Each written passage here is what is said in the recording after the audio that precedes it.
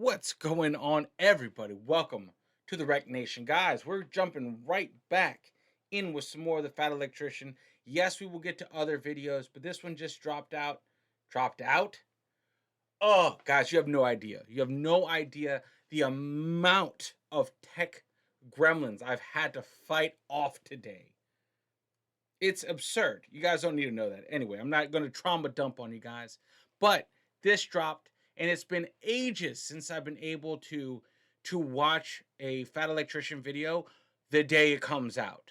So, I'm recording this when it drops. I don't know when it's going to be uploaded. I'll probably let this next video breathe a little bit, give it a day or two, and I'll put it up. But look, guys, before we jump into this, make sure you watch the original video on Nick's channel. Subscribe to Nick's channel. He is doing phenomenal things. I'm like a broken record. I'm like a broken record. Like, he is one of the most phenomenal storytellers on the platform. I couldn't think of, like, you have like Mr. Ballin as far as storytelling. Like, it just draws you into the story, and he has that, and we need to protect our storytellers in this on this platform. Very important as a community. But look, we're gonna dive into this. I know un the Ministry of Ungentlemanly Warfare, right? Wasn't that a film? I did not see that film. I did not watch that movie. Didn't watch it. I don't know. It just didn't call to me. But if I should watch it, if it's a good movie, please put it in the comments. I might have to check it out after this. We'll see. We'll see. But look, let's just learn. I'm here to learn. And Robert de la Roque Roquefoucauld. I'm not gonna butcher his name. Let me just let Nick step in that. I don't know. Let me cue it up. Ready? Let's check it out, guys. Here we go. Strap in. And by the way, I do have other channels. They're all listed across the bottom. Obviously, we're on this one right here, but I also have another interview type channel called Arius and the Nation. Good channel, good place. We've shifted from music reactions to interviews with different people that share our YouTube space, be it reactors, musicians, entrepreneurs, anyone like that wants to jump on the channel. I give them an opportunity for us, or to pretty much introduce themselves to our audience over there. So, let's dive into it. 3, 2, 1, let's go. I don't cover non-Americans very often, but when I do, you know it's something Oh. absolutely crazy. Non-American? Yes, my dude. All right, cool, man. I'm here for it. I'm here for it. Listen, yeah, facts. If Nick is covering it, this is going to strap in. This story is going to be nuts. Today we're talking about Robert Le Rochefoucauld, a boy that escaped Nazi-occupied France, made his way over to Great Britain where he was trained by the British SOE, also known as the Ministry of Ungentlemanly Warfare. After completing his training, he was then parachuted back into Nazi-occupied France where he was tasked with training French resistance fighters in how to be saboteurs and carrying out guerrilla warfare, as well as carrying out massive sabotage missions himself before being captured by the Nazis, tortured, sentenced to death, and somehow escaping before he would get rescued and then jump back into France and do it all over again. And we're going to get into it right after a word from our sponsor. Hell yeah. Why'd you give me a shotgun? It kicks too hard. Yeah, I know. I like watching the recoil. What are you talking about? Nothing. Just keep firing it a lot. Preferably in slow motion. Hey, did it jiggle?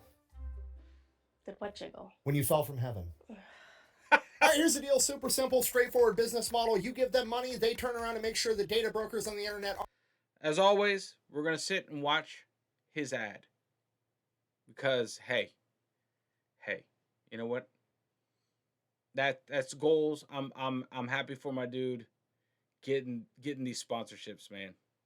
That's maybe someday. aren't selling your personal information. What does that even mean? Okay, here's the entire internet and every free service on the planet inside of a nutshell. Okay, there's a saying, if you're not paying for the product, you are the product. What that means is pretty much anything on the internet that you use, that's a service, whether that be Google, Facebook, Instagram, Snapchat, all of it. Okay, it's all an app. So one of two things is happening. They're either going to feed you ads, and that's how that company makes money since their service is free, or they're going to collect your personal information, then turn around and sell it to data brokers on the internet, and then they're going to turn around and sell it to whoever buys it, and next thing you know, you're getting 17,000 robocalls every single day. And that's where Delete Me comes in. They will look through all the major data brokers and find the ones that are selling your personal information and submit opt-out requests on your behalf, and then they are legally obligated to comply. And then they'll continue to monitor these data brokers, and if they get your information again, Delete Me will submit an opt-out request again. Basically, you're paying Delete Me to get rid of all the downsides of all of the free stuff on the internet, which I think is absolutely worth it. If you want to check them out, I'll have a link and a discount code down below. Let's get back to the video. By the way, Nick, if you're watching this, and he has stopped by the channel once or twice, hook me up with Echelon, man. Let me know. I'm down to try that energy drink, because I'm drinking this. Obviously not sponsored, but yeah, that would be legendary. That'd be legendary. Aristocrat. I do like how Nick has like compartmentalized his chapters. I don't know. It just makes it more. I feel like instead of like grabbing the whole thing, you can just focus. You can compartmentalize the story yourself as well with him, which is probably why he's doing it. Which is why I'm going to shut up now.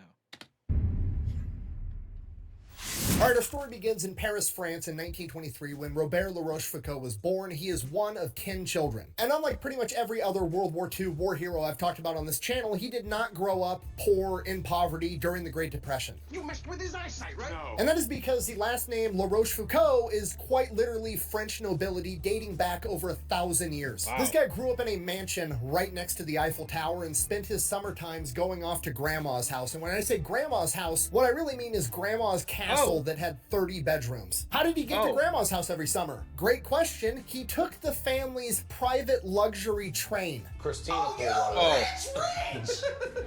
Homie did not have a normal life, okay? Wow. He was going to fancy private schools, had everything served to him on a silver platter, literally learned 3 languages by the time he was 18. That being said, we do need to understand the culture of the broader society that he grew up in. While he individually may have been living in a life of luxury, the rest of France was still rebuilding its country after World War I. During World War I, France lost approximately 20% of its male population between the ages of 18 and 50. Literally think of 5 men you know, and then imagine if one of them died, and then extrapolate that out through the entire country you live in. This obviously has enormous ramifications for the entire country and culture, and leads to quite a bit of animosity towards Germany. Because of that, in the Le Rochefoucauld household, they were not allowed to have any products that were made in Germany, and despite the fact that he had learned 3 languages, he was not allowed to learn German because, as his mother said, he was not allowed to practice such an indelicate tongue. On top of that, his father served in World War I and was injured and had to use a cane for the rest of his life. So there was a lot of animosity towards Germany in the broader French culture, as well as in his household specifically. And that animosity got cranked up to about 1,000 when he was 16 years old and Germany invaded France. When Germany invaded France, Paris was considered an open city, which basically meant, we don't want you to destroy the entire city. There's a lot of history there. There's a lot of people there. So we're just not going to defend it. You can roll in, occupy, seize that territory, and we're not going to put up much of a fight. Which is exactly what happened. And within days of Germany occupying Paris, they started rounding up people they thought could potentially become an issue. And one of the people that came to mind was Robert's dad, who was a World War I veteran and French nobleman that was obviously loyal to France. So they threw him in prison. Because of this, Robert, his mother, and his siblings all fled to Grandma's castle. We make for the refuge of Helm's Deep. While there, he began listening to the radio where Charles de Gaulle was speaking. Charles de Gaulle was a general in the French military that, after France fell, fled to the UK, and he was basically declared the leader of Free France and was going on the radio every day, encouraging the French to fight and advocating for France to fight back and reclaim their home. And I remember that during our World at War journey over on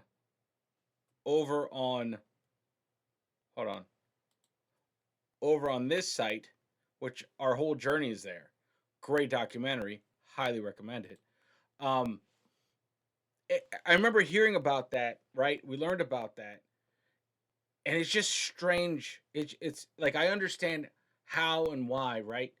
But it's like it's so strange to me. You're speaking to your constituents, your people, from the safety of another nation. I understand why the leadership. I mean, I kind of don't.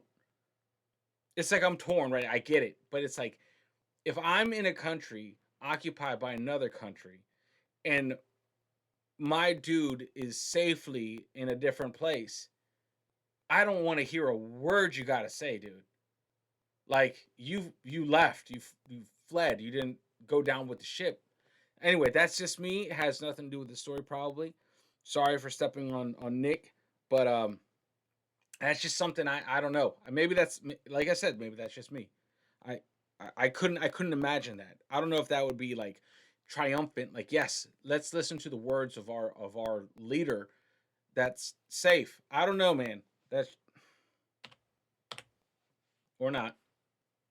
Being a 16-year-old teenager who had a ton of pride in his home country of France and grew up in this family of nobility with all these famous great men that came before him that did incredible things for the country, growing up in a society that already didn't really like Germany, not liking Germany himself, and having them roll in and imprison his father, naturally he ate that shit up. And it gets even worse when the situation in Paris stabilizes, so him and his mom and his siblings go back home and find out that Nazis have occupied their house. Upon their arrival, the Germans agree to let them live in the house, but they're still gonna live in the house too. So now he is quite literally a 16-year-old Wow. who does not like Nazis that is being forced to be a roommate with a bunch of Nazis.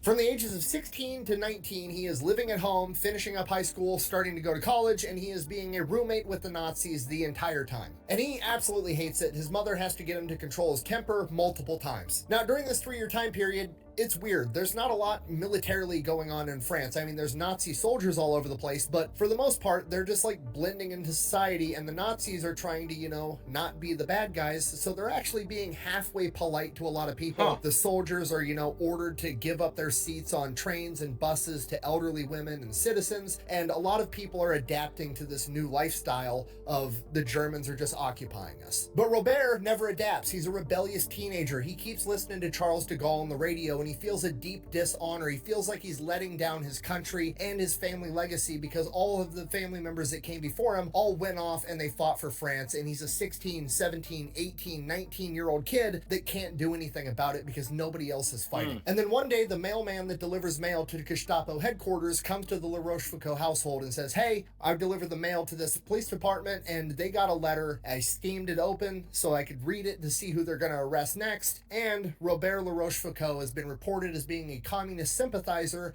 and they're going to come arrest him. Now, that's Wow. not true, but doesn't really matter. The Gestapo thinks it is and they're going to come arrest him. So at the age of 19, he has to flee. So he gets Wow. 2 fake IDs with 2 different names and then alternates which ID he's giving every time he has to show his papers. That way it makes it harder for him to track. He makes his way all the way to Spain where he links up with the resistance, and he tells them that he's actually a French Canadian and he's trying to make his way back to Great Britain so he can keep fighting against the Nazis. Which is brilliant because remember, he's trilingual. He speaks French, English, and Spanish, and this is going to explain his accent to anybody that Interesting. wonders. So they buy his story. He gets linked up with 2 downed British pilots and they end up smuggling them back into Great Britain. And he's hoping that once he gets there, he's going to be able to link up with Charles de Gaulle and help fight for France. The Ministry of that's so Once he cool. makes his way to Great Britain, he is interrogated by British intelligence pretty rigorously, which is standard procedure, making sure he's not a spy or a double agent or something like that. And they don't torture him, but what they do is they sit him in a room, they interview him, they ask him all their questions. He lies, he says he's 21, he says he's French Canadian, trying to get his way into Great Britain. And they end up sitting him in this room for hours on end. They feed him a bunch of tea and then refuse to let him go to the bathroom. And then they go in after hours and interview him again to see if having a full bladder and really having to take a piss is going to change his answer or make him alter his story in any way, which will reveal that he's up to something.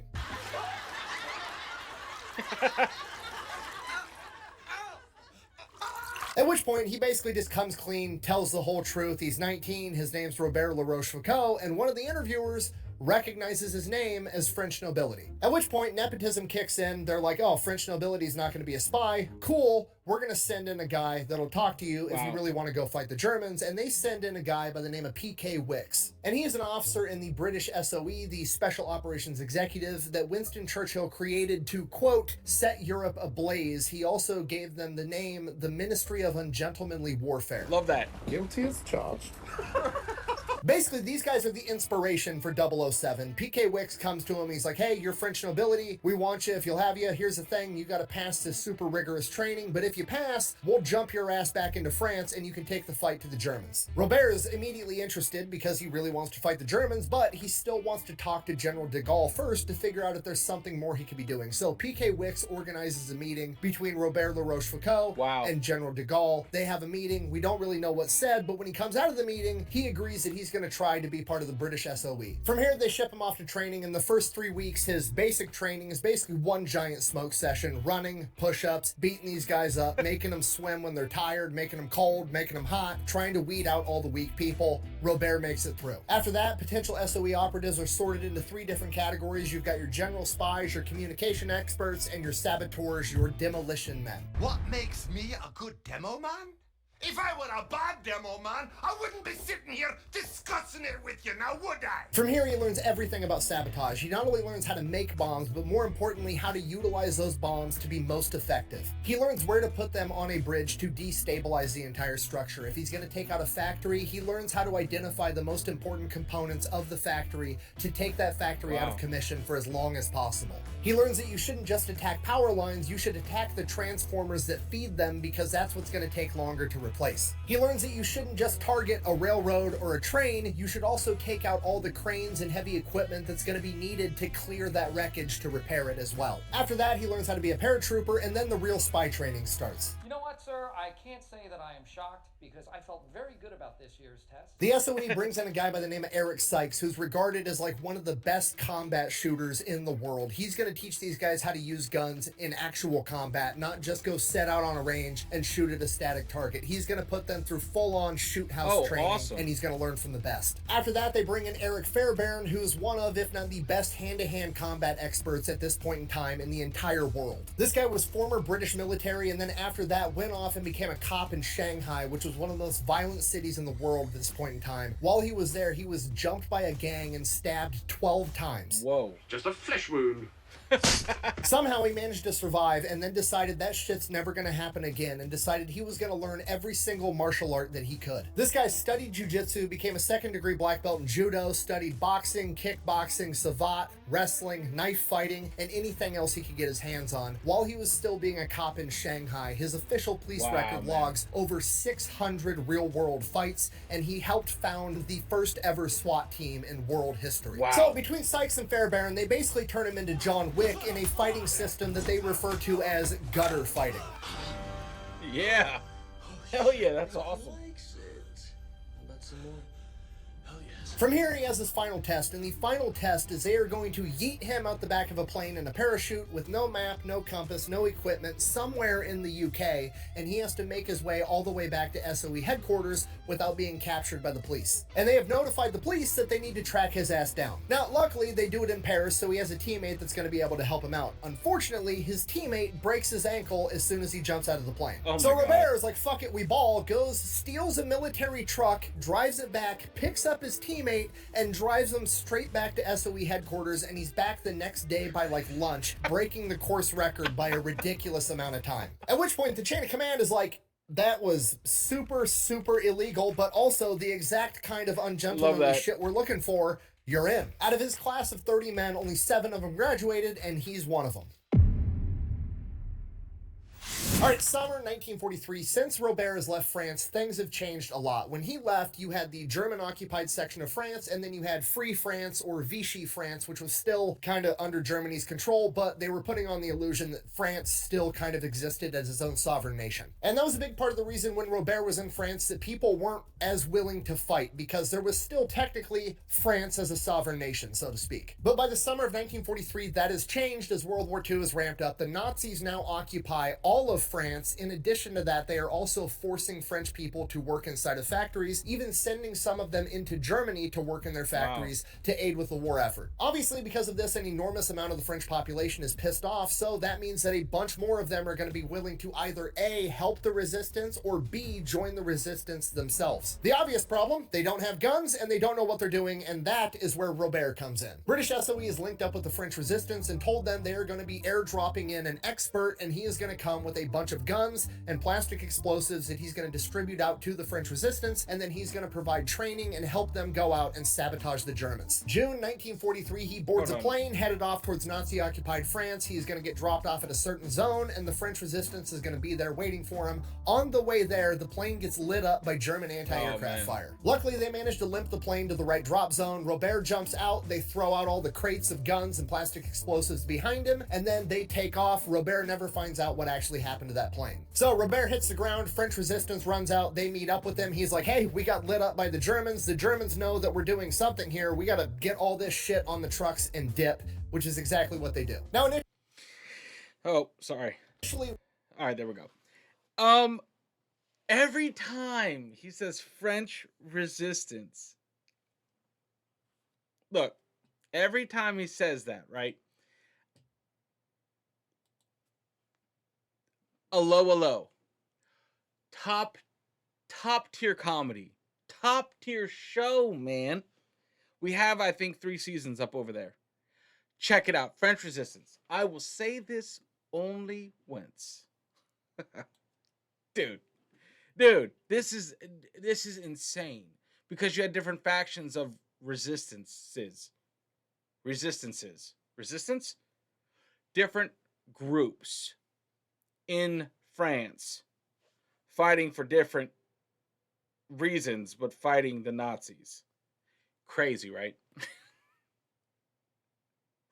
Robert has some difficulties with the French resistance because they said that they were going to be parachuting in some badass expert, and then a 19-year-old kid shows up getting thrown out of a plane, and he's talking to a bunch of French resistance fighters that are, you know, normal dudes in their 20s, 30s, 40s, 50s, and now they're taking orders from some 19-year-old kid. But his skills spoke for themselves, and they eventually ended up having a huge amount of respect for him, and he gained a ton of notoriety throughout all of France. For about the next 5 months, he trained dozens of French resistance fighters in how to be saboteurs, using guns, using plastic explosives, as well as carrying out sabotage missions himself. During this time, they took out a ton of rail lines, they took out a power plant, and they took out a repair yard for German heavy equipment. So things are going really well for about 5 months, but then obviously as the French resistance continues to get bigger and continues to get more effective, the Nazis are going to react, and they start sending in more secret police, and they actually have these secret police go in and start joining the French resistance so they can figure out who's who, and then they start arresting everybody. And by November of 1943, it gets to the point that they are capturing a ton of people, so a lot of the French resistance fighters, Robert included, all just kind of have to lay low for a while. So he goes out in the country, finds an abandoned barn, and he's just living inside of this abandoned barn, trying to go unnoticed by absolutely everyone. Robert is especially scared of getting captured because by this point in the war, the Germans somehow have figured out that the British SOE, the Ministry of Ungentlemanly Warfare, exists, and Hitler has signed the order that they are to be killed on sight. Wow. Now, technically that is a war crime, but the Germans argued that because they were operating in civilian clothing in German-occupied territory, they were an illegal combatant, so they were allowed to kill them. On top of that, the Germans aren't super renowned for caring about war crimes in the first place. So Robert is laying low inside of this abandoned barn out in the country for about a month. It's just long day after long day, waiting, and then one day on December 7th, 1943, a bunch of cop cars pull up to the barn. They go inside the barn, they arrest Robert. Robert tries to feed him a line of bullshit like, oh, I'm just, you know, some homeless guy that's traveling. I got tired. I pulled over in this barn to take a nap. The Germans then search the barn, find a bunch of plastic explosives and submachine guns, and he's like, those aren't mine. Obviously, they don't believe him. I don't even know what this is. This sort of thing ain't my bag, baby. One book, Swedish-made penis in larger pumps, and me. This sort of thing is my bag, baby. At this point, Robert is like, okay, well, I'm dead. I'm about to get shot in this barn right now because I'm British SOE. But that's not what they do. They handcuff him, they throw him in a car, and they start taking him off to prison. And the entire car ride there, he's like, why didn't they just kill me? What is going to happen next? Oh, they're probably going to torture me and then kill me. Great. And he's like trying to figure out why they didn't kill him right there on the spot like they had orders to do. And it dawns on him They probably didn't do it because he speaks fluent French, doesn't have an accent, and the dude kind of looks French. His family's been there for 1,000 years, so they didn't just instinctively think that he was British SOE. Realizing this, when he gets to the prison, for the first and only time during his operational career, he actually gives the Germans his real name because La Rochefoucauld, super French name that's well known, and then that's going to add to, oh, he's just French resistance, he's not British SOE, so at least he won't get executed immediately. From here, he gets thrown in solitary confinement for a couple of days. Obviously, they're trying to soften him up before they interrogate him, but he's already been in solitary confinement for like the past month inside of a barn, so it doesn't really affect him. Boy, they went all out on this one, huh? From here, they take him in, they interrogate him. It becomes pretty obvious to Robert that they think he's a communist, so he kind of like goes along with it, not by saying that he is a communist, but by refusing to admit that he's a communist, trying to get the Germans to prove it, and then that way it kind of like gives them tunnel vision that they're trying to prove that this guy's a communist. Wow. Basically, he's doing anything and everything he can to not get identified as British SOE. After the initial interrogations, they throw him into a normal cell, and he has a cellmate with him, and within being in the room with the cellmate for like 20 minutes, the guy has an epileptic seizure, falls onto the ground. 2 guards rush in, they start freaking out, they don't know what to do. Robert's just kind of sitting on the bed watching this whole thing go down. Holy shit. The 2 guards are helping the guy having the seizure, the door is wide open, and he's just like, huh. They end up taking the guy to the infirmary. Robert never sees him again. From here, they start interrogating Robert every day for multiple hours a day. And when I say interrogating, I mean torturing. Now, we don't know exactly what Robert himself was subjected to, but we do know the methods that were being used in this prison at this time period. Those included waterboarding, getting beaten with bats, having your testicles shocked, having the soles of your feet cut open and being forced to walk on salt, the pulling out of teeth, the pulling out of fingernails, and there's even a couple accounts of prisoners being forced or strapped down over a toilet that was full of starving rats. And this goes on every day for months. Robert never says shit, or at least never says anything true or that's actually helpful to the Nazis. He keeps leaning back on his training. He keeps getting angry at the torturer. He's yelling at the guy. He's just making it not fun. You know what I mean? I've never tortured anybody, don't really want to, but I would imagine if you've tortured 100 people and they're all, you know, begging you to stop and crying and being sad, and you've got one guy that's yelling at you being a dick, it probably makes it a little bit less fun. Where did you get those relics from? The Ferran's garage sale? Oh man, his edits. These, dude, this is one of the funniest movies. I love this movie. The Dictator, hilarious movie. But that's crazy, man. You don't break. I mean, you're trained. You're trained. I get that. It's wild, the mental game that you prepare for. At least he had that time to prepare mentally. I mean, listen, I think it's been said so many times, especially on this channel and on the other green channel that we have, that this era of soldier, this era of warrior was just built different, man. I don't even think you want to be tortured. I don't want to be tortured. You're just like taking all the fun out of it. During this entire time period, the only good thing that happens is, for some reason, I have no idea why, the Germans are still allowing the prisoners to receive mail. And there's somebody from inside the local community that is sending in care packages to just random people. And Robert keeps getting these care packages with like chocolate and food and bread and shit. And that's what keeps him going. Other than that, it's just day after day of getting tortured for hours upon hours. And this goes on for months. December, January, February.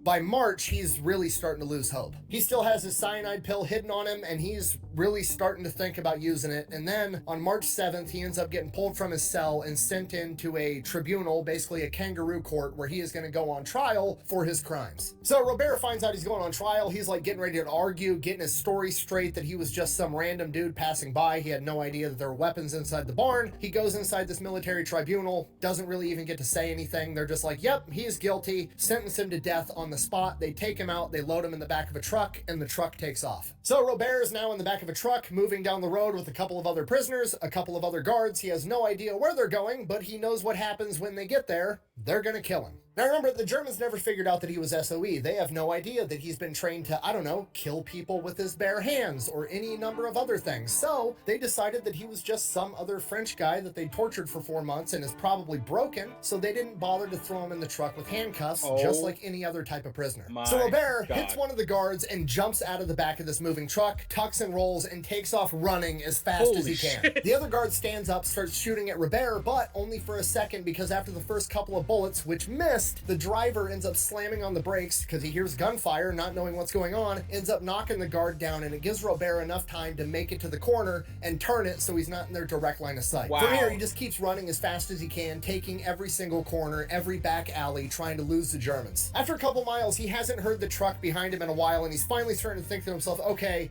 cool. Wow. I managed to lose that truck. He turns one more corner and runs smack dab into a Nazi headquarters building.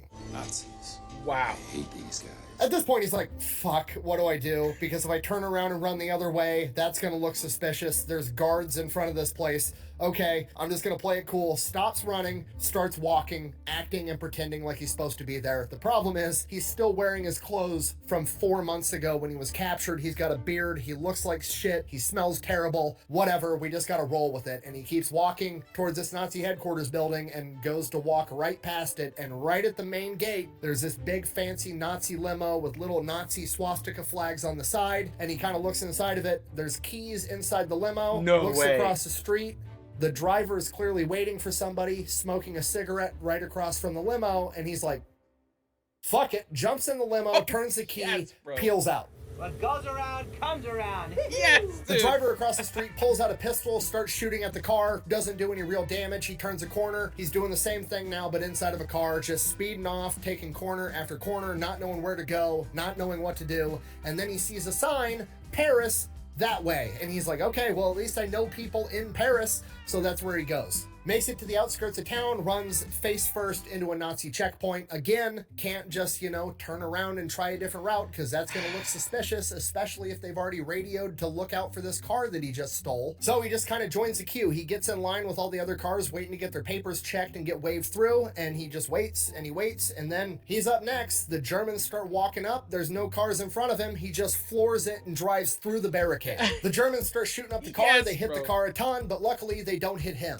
From here, he drives the car as far and as fast as he can until there's black smoke just coming out of the hood of this car, and he's like, okay, gotta ditch this thing. Finds an abandoned quarry, drives it into the abandoned quarry off of a cliff. It explodes, and now he's just out in the middle of nowhere with absolutely nothing. And from here, he does the exact opposite of what you would expect him to do. He goes out into the woods, sleeps overnight, and then in the morning, walks back into the same town that he just escaped. And his logic was the Germans last saw him heading as fast as he could out of town. They're probably not going to be looking for him too hard inside of town, so that's exactly where he goes. And he decides he's going to go to the only place he knows where somebody kind of sort of might actually like him, and he goes to the return address that was on all those care packages that he got when he was in prison. It ends up being a Nazi-occupied hotel, and the guy that was sending all the packages is the guy that runs the hotel. So he goes there, Oh my that God. guy takes him in, gets him cleaned up, feeds him, lets him stay there for a couple of days while he gets him fake papers, and then he smuggles him out of town in the back of his truck in a giant pile of hay. Wow. And as they go through the Nazi checkpoint, the guy's like, oh, I'm just,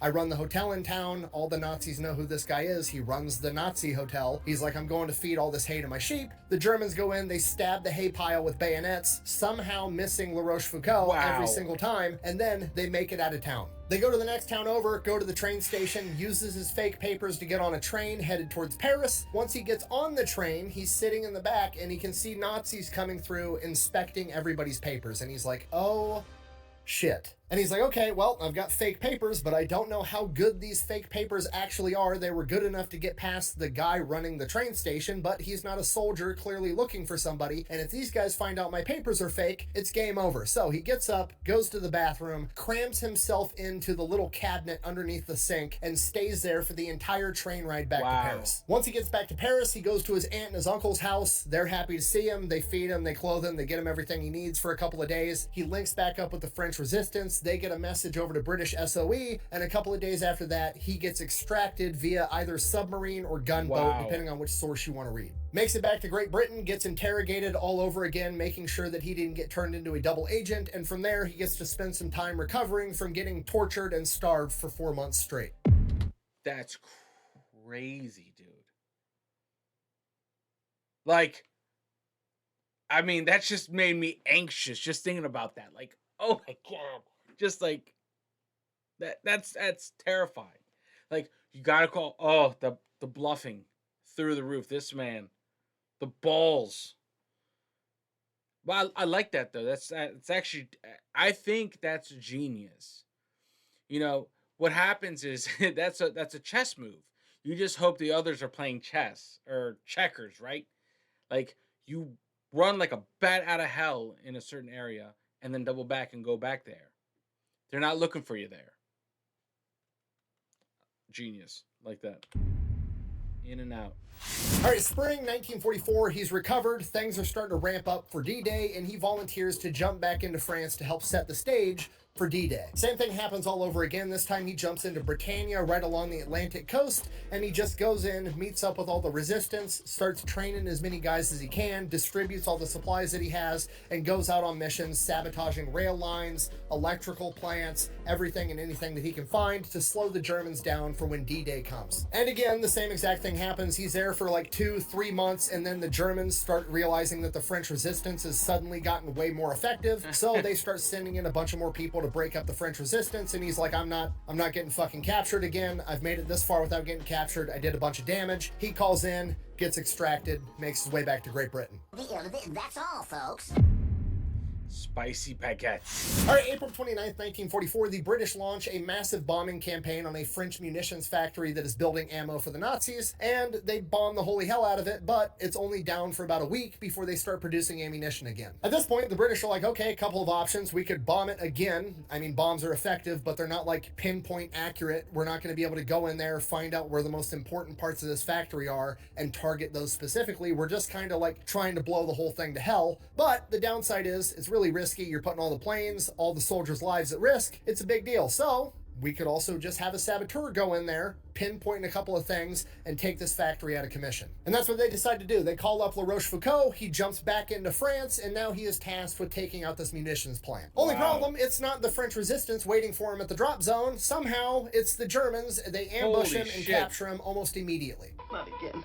They throw him in the truck, take him to some house, they start interrogating him. After a little while, he hears a bunch of trucks pull up outside, and he's like, oh great, the Nazis are here to take me to the real prison where I'm gonna get tortured all over again. And then the whole house just starts getting lit up with machine gun fire. He hits the deck, dudes come in with guns, kill all the Germans. It was the French resistance that was supposed to meet him there originally. They went out there, got the guns, came back for him, and then killed all the Nazis. At which point he's like, great, perfect, wonderful. Okay, now back to this munitions plant. He links up with the resistance, they start talking it, they case the place. This munitions plant is absolutely massive. Every single worker that goes in there has their papers checked going in and coming out every single day. Wow. This is not going to be easy. He has to figure out how to get fake papers for this plant. He has to figure out how he's going to smuggle in all the explosives, and he's going to have to figure out how he's going to get out once the explosives go off. So they go out, they end up finding a bunch of the maintenance crew for this factory and convince them to help him. They use those guys as actual IDs to make fake IDs for Robert and like 4 other resistance fighters. Then, using Robert's knowledge of how to sabotage stuff and the maintenance guy's knowledge of how the factory actually works and what's important, they come together and figure out which targets they're going to hit, mainly water mains and electrical rooms. Then they got to figure out how they're going to get the explosives inside the factory. So they hollow out their shoes, and they're going to smuggle explosives in their shoes. So they load their shoes up with explosives. Next day they show up to work. They all kind of stagger throughout this line, and like I said, this factory is huge. There's over 5,000 employees, right? And there's only like one checkpoint. So the dude that's checking papers is not like heavily scrutinizing. He's like, good, go, good, go, good, go. It's not real in-depth. Robert didn't realize that. He gets to walk right through. They get inside, they actually go to work. They work a full shift. At some point during the day, they go to the bathroom, hollow out their shoes, get all the explosives out of it, and then go stash it somewhere inside the place. And then tomorrow, they're gonna come back and do it all over again. After that, they finish working their shift, quitting time, the horn blows, they all go home, they go back to the hideout, they have a big party because the plan is working, but Robert is like, okay, these guys aren't checking us that heavily, and I wanna hurry this shit up and blow up this munition plant because every day we're making more ammo, you know, we need to stop that. That's the whole point of the mission. So he needs to figure out how to get more explosives in every single day, because at this rate, it's going to take forever. So he figures the only thing you're really allowed to bring into this factory is your lunch. So we need to figure out how to get more plastic explosives inside of our lunch boxes. It's literally the opposite of the Johnny Cash song where he steals a Cadillac one piece at a time and it didn't cost him a dime, except now Robert is smuggling in plastic explosives to blow up the entire factory. So what he does is he goes down to the grocery store, buys a baguette, a loaf of bread, cuts the end off, gets a spoon, hollows out the entire loaf of bread, and just ass packs this baguette full of C4. Go back to work the next day, guy checks the papers, looks in the lunchbox, oh shit, he's got a baguette, this is France, that's normal, go ahead and go right in. Wow. And then there's 5 other guys also bringing a fucking loaf of C4. After 7 days, they managed to smuggle in 40 pounds of C4. Oh, sourdough. Wow.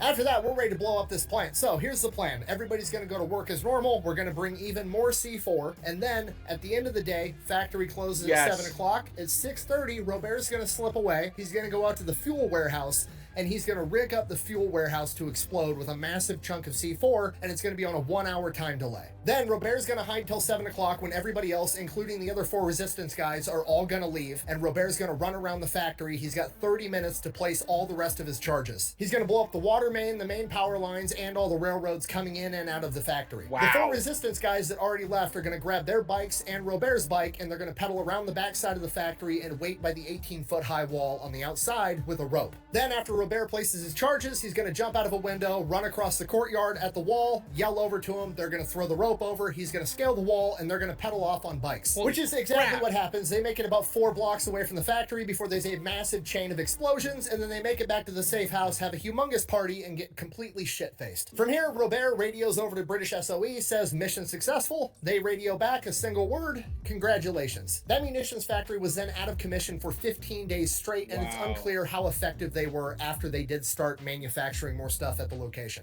But it was only out of commission for 2 weeks. I don't know why you're making such a big deal about it, like that's a huge deal. But okay, first of all, when you're playing Who's Got More Bullets with America and your factory goes down for 2 weeks straight, it's a fucking problem, okay? Second of all, a British Lancaster bombing formation only managed to put this factory out of commission for 7 days, and Robert Le Rochefoucauld went in there with a loaf of bread and did twice as much damage, okay? That's gangster as fuck. Sorry, anyways, from here, Robert's just pretty much waiting to get extracted. He needs to get the orders of when and where to meet for his extraction, so he's hanging out at the safe house for a couple of days. The orders finally come down. Hey, tomorrow night, we need you to meet us in this next town over at this location. So he spends the next day memorizing the exact route he's going to take, and he's going to ride his bike there at night in pitch darkness. So he wants to memorize the route so he knows every little curve of the road so he can ride there in the dark. And that's exactly what he does. Starts riding his bike. It's pitch blackout. Can't really see shit. He hears a car coming up behind him, jumps in the ditch, waits for the car to pass by, comes back out, makes it a couple more miles. Another car coming, jumps in the ditch, hides, waits for the car to pass by, comes back out, riding his bike in the dark, can't see anything, and then all of a sudden,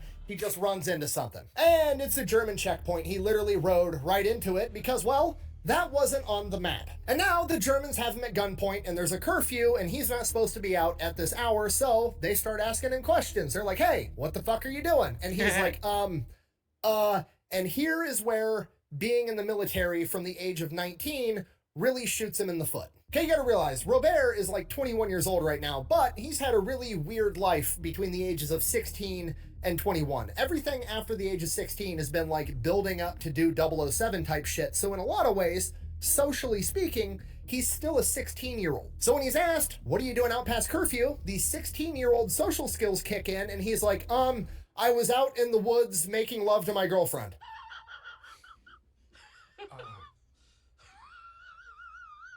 Okay, now for a 16-year-old boy making out with his girlfriend in the woods, great excuse. Highly probable, definitely what's going on here. For a 21-year-old man that just got done working at a factory, not a great excuse. German guard says, and I quote, why don't you fuck your girlfriend at home? To which Robert is like, From here, they take him to Fort Duas prison, throw him in a cell. He's informed that he's going to start getting interrogated in 2 days when the head of secret police gets back in, and that guy's name is Friedrich Wilhelm Doza. Robert knows the name because Doza is like one of the best secret police the German has, and he has been responsible for arresting hundreds of French resistance guys. He's always infiltrating the French resistance and breaking them up and arresting everybody. Wow. So at this point, Robert's kind of freaking out, like, okay, I might have met my match with this guy. I can't let him know what my real name is. If I give him my real name, he's going to track down my family. He's going to hurt them next. And for the next 2 days, he considers taking his own cyanide pill just so he doesn't accidentally give up his name to protect his family. And really, over the course of this time period, he just comes to accept that, like, he's gonna die soon, but he can still determine how he dies. So he figures, you know what? I might as well try to escape. If I end up getting killed or if I end up getting recaptured, I'll take the cyanide pill, or they'll kill me when I'm trying to escape. I'm dead either way. I might as well give it a shot. And then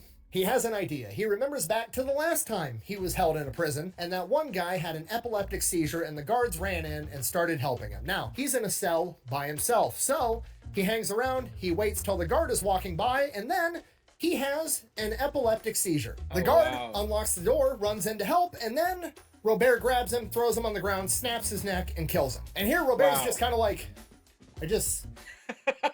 I just killed a guy. You should find yourself a safe house or a relative close by. Yes, Lay low dude. for a while because you're probably wanted for murder. And then he kind of like snaps out of it like, okay, gotta move fast, looks for the keys to get off of like the block that he's on. He has keys to his cell, but he doesn't have keys to get out of the section of the prison that he's in, and neither does the guard. So he's like, shit, what do I do now? So he decides that guard's roughly the same size as me, so he strips the guard down and puts on the Nazi uniform. So now, not only is he dressed like a Nazi, but he also has a pistol. So things are looking better. He's like, okay, how do I get keys to get off this cell block? And there's, you know, just a bunch of cells, and then there's like the room that the guards are always going into. So he's like, maybe the keys are in there. So he walks in his Nazi uniform over to the guards' lounge, or whatever you want to call it, opens the door. There's 2 guards in there sleeping. So he kind of starts shuffling around, looking for keys to get off this cell block. The guards wake up, shoots both the guards, finds the keys, gets off the cell block, walks out the front door of the prison, and goes back to the safe house, does not get caught. From here, he doesn't leave the safe house for like 3 days straight. That's nuts. It's not nuts. It's not nuts. Half the time, you just have to assimilate and pretend to be there, right? Like, pretend that you're supposed to be there. You swap out clothes. Genius move. Really the only move, right?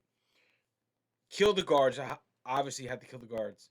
Man, just this chain of events is harrowing, to say the least. I mean, granted, you know, there wasn't any other options. Like that, try to escape or die. Yeah, pretty much.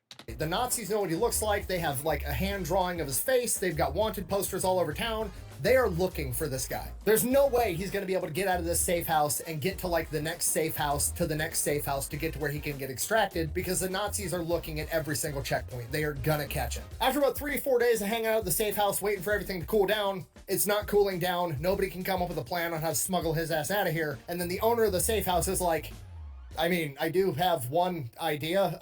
My sister's a nun and she's a little bit husky. So, I mean, that is an option. Could you make me a woman? Okay, hard cut. Robert, with a freshly shaven face, is now walking down the streets of France in a nun outfit, literally waving at Nazis as he walks by, and nobody suspects a thing. Robert makes it all the way to the next safe house, goes up, knocks on the door. A woman answers the door. He knows he's looking for a guy. I don't know his name. Mike, Rob, whatever. So, in a female voice, still trying to, you know, put up the impression that he's a nun, not knowing if this woman's to be trusted or not, he asks if, you know, oh, is Mike here? And she's like, yeah, I'll go get him. Mike comes to the door, and Mike is like, sees this nun in front of him, and he's like immediately like upset and distraught, and he's like, oh no, sister, are you gonna tell me that he passed away or he was captured? Thinking, because he's been waiting for Robert Le Rochefoucauld for like 4 days. He was supposed to be here 4 days ago, so he's thinking in his head, this nun is coming to inform him that his friend that he's been waiting for has passed away or whatever. At which point, Robert, using his man voice, is like, bro, I'm right here. Can I help you, man? Oh, sorry I'm late. After all those scotches, I had to piss like a racehorse. He goes inside the safe house, tells him the story. The woman that answered the door is actually this guy's wife, tells her the story. They all have a good laugh. From here on out, he's hanging out at this safe house. Okay. So he's hanging out at the safe house for a couple days, and then a couple more days, and then a couple more days, and the orders for him to get extracted are just not coming through. There's no plans, there's no communication, just nothing. And eventually the owner of the safe house is like, okay, we got to get you somewhere that isn't here, because if the Germans come, you're going to get all of us killed. So he ends up organizing for him to go out into the boonies, into this lumberjack camp out in the woods, and he's just going to work there as a lumberjack until the orders come through. So that's what he does. He goes out to this lumberjack camp, and he's being a lumberjack, cutting down trees for weeks, and then weeks turn into a month, and then a month turns into another month, and he's finally like, what the fuck is going on? There's a war going on. I'm supposed to be, you know, doing stuff. I'm out here cutting trees. And he's like, fuck it, I'm just gonna go back, rejoin the resistance, and go rogue. So that's what he does. One day he just walks out of the lumberjack camp, goes back into town, links back up with the French resistance group that helped him sabotage the ammunition factory, and just goes absolutely ham. Now, we don't have great documentation on what exactly he was doing, but it's pretty safe to assume he was going out, training more resistance guys, and then leading missions to sabotage stuff that he thought would piss off the Nazis. And like I said, while we don't know exactly what he specifically was up to, we do know that in his general area around this general time period, period, there was over 100 Nazi rail lines that got sabotaged. Wow. We do have one specific story that he took the time to write about, though, during this time period. He was working with the French resistance, and they were setting up an ambush for some German soldiers, and during this ambush, there was some type of building that they were in, either like an abandoned factory or a factory, whatever it was. He says he walks into a room, he opens the door, and as he opens the door into this room, it's just a room with a desk in the middle, and straight across from his door was another door, and at the same moment that he walked through his door, a Nazi soldier walked through the other door straight across from him. He immediately draws his pistol, starts firing at the German. The German draws his pistol, starts firing at him. They both mag dump each other, and both of them miss with every fucking shot. At this point, Robert and the Nazi are just looking at each other with empty pistols like, I'm not sure what to do with my hand. Beacon Yes! down by your side. Yeah. Right. like, what is the protocol here? Do I hurry up and try to reload faster than him and then shoot him and hopefully I hit him this time even though I didn't with the last 7 bullets? Or do we just have a fist fight to the death? What's the plan? So Robert and this Nazi are both just kind of looking at each other, probably for like a split second, but I bet it felt like forever. And they're both just like, and they both at the same time turn around and go out the door they came in and shut the door behind him, never go back. Robert never saw the guy again. So he goes rogue for a couple. That's the best story, dude. That's the best story. What? That's the best story. Just open the door. Just open the door, like, fuck, kill you, man, and just like mag dump. Both of you are like, ah, damn it. All right, well, same time tomorrow. All right, later, man. Bye. Oh man, love that. You know, the terrifying moment, but yeah, just there is that humor, that dark humor, for sure.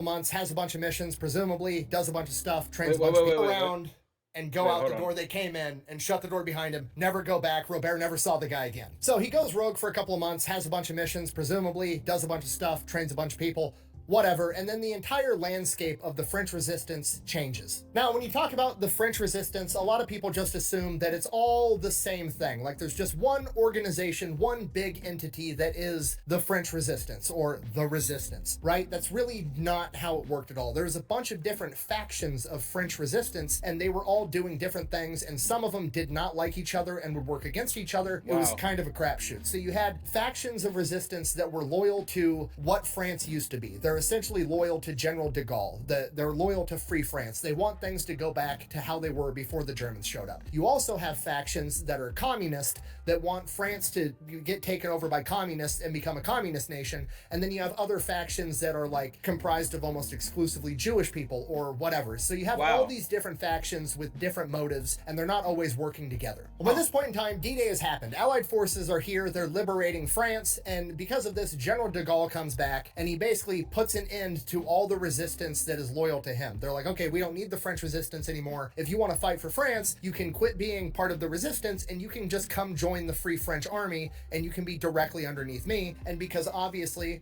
La Rochefoucauld is loyal to General de Gaulle, that's exactly what he does. So La Rochefoucauld joins the French Army, and the French Army is like, okay, we've got this guy that's basically fucking James Bond. He's been doing 007 shit for years. We should probably just give him some orders and cut him loose, or put him in charge of some people and get him into the action. Right?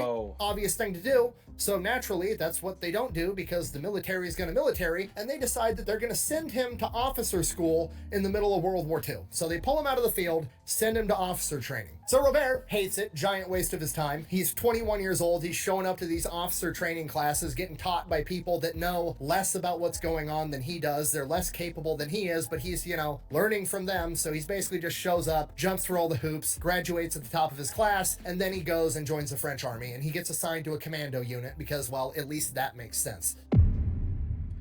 Commando stuff. Now, by this point in the war, Germany is pretty much pulled out of France. The Allies are there. They're retaking France. But there's a couple of locations where they left a bunch of soldiers behind and they were going to try to hold them, mainly submarine bases on the Atlantic coast. The one that we're going to be talking about today is right outside of Bordeaux. These German submarine bases were basically impenetrable. They had bunkers, pillboxes, casemates, hundreds of thousands of mines around them, and then the concrete was so thick they were basically immune to Allied bombing. And Germany wanted to keep them running as long as possible because they wanted the U-boats out in the Atlantic harassing Allied shipping, which is going to hamper the entire war effort and make it harder for the Allies to push into Germany. So Robert and the commando unit that he's in have been tasked with taking out this massive sub-base right outside of Bordeaux. And this is called Operation Venerable, and it happens on April 14th, 1945. Now, like I said, these submarine bases are basically impervious to Allied bombings, or at least conventional Allied bombings. So the Allied forces decided they were going to use a different type of bomb.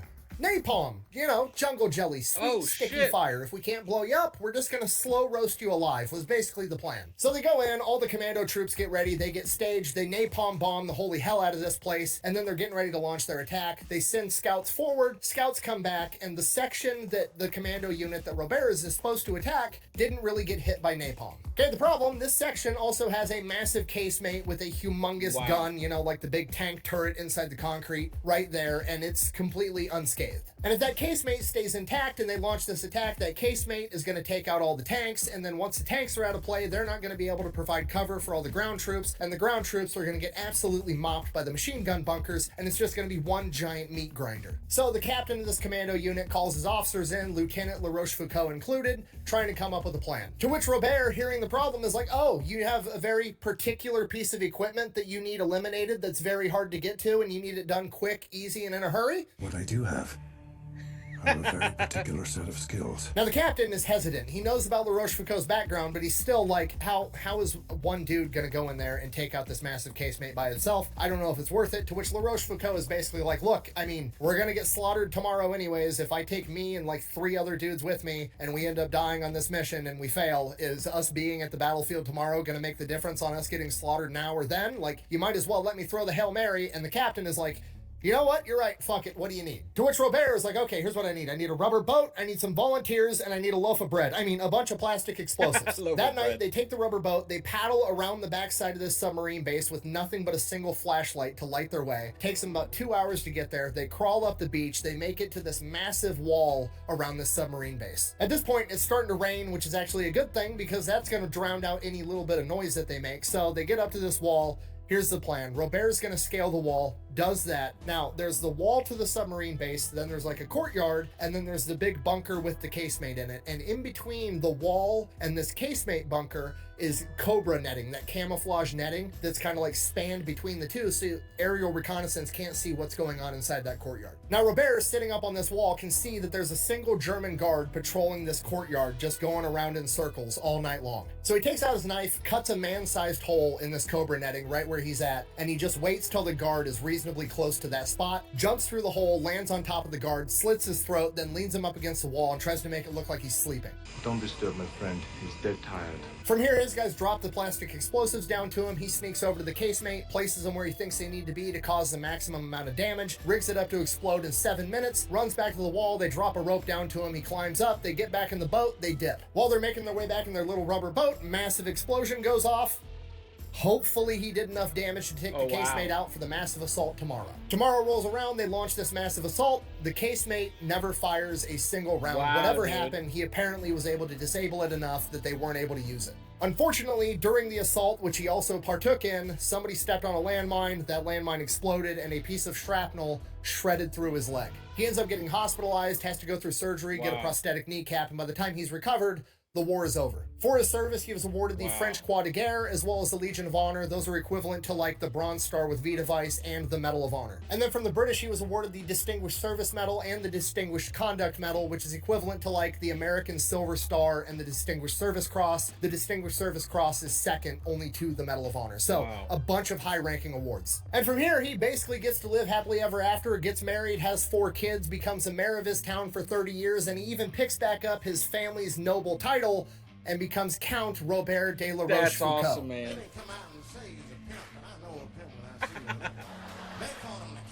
Thank you for watching. Best way to support the channel is to go buy some merch over at thefatelectrician.com. Quack bang out. Yes. I can't help but wonder who the Nazi was that he ran into and had the shootout with, where they both missed with all their bullets and then decided to turn around and walk the other way. Like, it just feels like that's 2 main characters running into each other when they weren't supposed to. Facts. Facts, right? That's like so true. So true. So true. That's like 2 main character energies. Just, my story's not done. Neither is mine. See you later. Our bud. Just, oh man, what a great story. Again, Nick with the banger of a story, man. You know, the more of these stories that get told, uh, the more longevity they have. You know, and it's very important to protect our storytellers in this community. Every great community has storytellers, and Nick and others are so important to that, especially uh, on the military side of things. You know, there's so many untold, untold legends, undocumented cases of legendary, untold cases of legends, um, out there. You know, that are slowly taking their stories to the grave. So this is God's work that Nick's doing. Anyway, guys, thank you for rocking with me. Thank you for rocking with the channel, guys. We haven't stopped. We've just slowed down because life. And I know you guys understand that because you guys have lives too. So I appreciate the love, appreciate the support. Make sure, please, guys, if you stayed this far into the video, this until the end, make sure you check out these other channels. We just hit like 240 subscribers on this channel. It is a fun channel, absolutely absurd, ridiculous music channel, and everything else that you see here. Much love, guys. Unplug, do something legendary, and I will see you all in the next video. Later, guys.